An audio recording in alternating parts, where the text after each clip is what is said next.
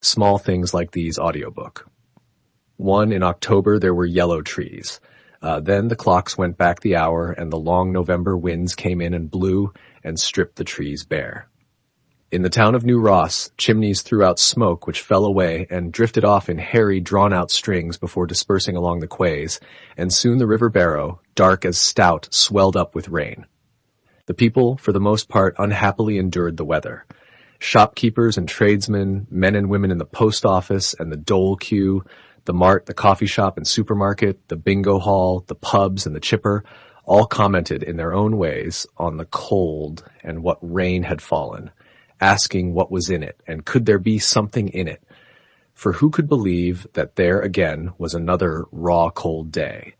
Children pulled their hoods up before facing out to school, while their mothers, so used now to ducking their heads and running to the clothesline, or hardly daring to hang anything out at all, had little faith in getting so much as a shirt dry before evening. And then the nights came on, and the frosts took hold again, and blades of cold slid under doors and cut the knees off those who still knelt to say the rosary. Down in the yard, Bill Furlong, the coal and timber merchant, rubbed his hands, saying if things carried on as they were, they would soon need a new set of tires for the lorry. "She's on the road every hour of the day," he told his men. "We could soon be on the rims." And it was true. Hardly had one customer left the yard before another arrived in, fresh on their heels, or the phone rang, with almost everyone saying they wanted delivery now or soon, that next week wouldn't do. Furlong sold coal, turf anthracite, slack, and logs. These were ordered by the hundredweight, the half-hundredweight, or the full ton or lorry load. He also sold bales of briquettes, kindling, and bottled gas. The coal was the dirtiest work and had, in winter, to be collected monthly off the quays. 2 full days it took for the men to collect, carry, sort, and weigh it all out back at the yard. Meanwhile, the Polish and Russian boatmen were a novelty, going about town in their fur caps and long buttoned coats, with hardly a word of English.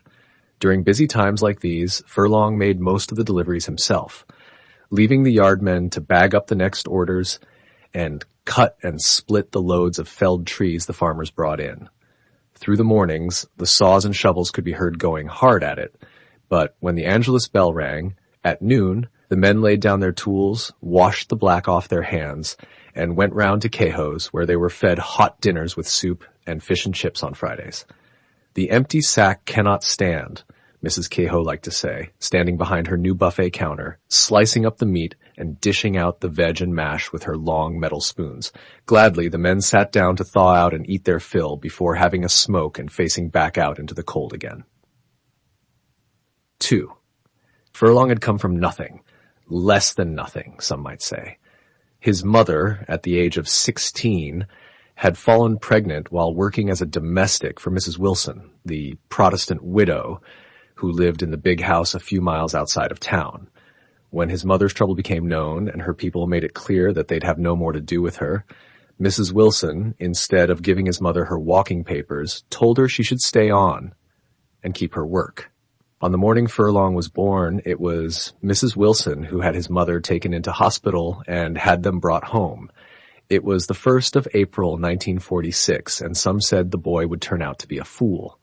The main of Furlong's infancy was spent in a Moses basket in Mrs. Wilson's kitchen, and he was then harnessed into the big pram beside the dresser, just out of reach of the long blue jugs.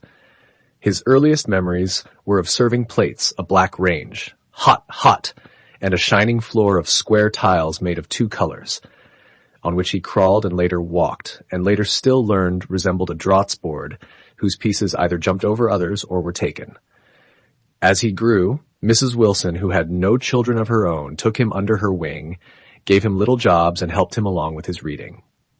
Please click on the link in the description. Dear book lover, wonderful person, to listen to the entire book, please click on the link in the description. Please click on the link in the description. Dear book lover, wonderful person, to listen to the entire book, please click on the link in the description.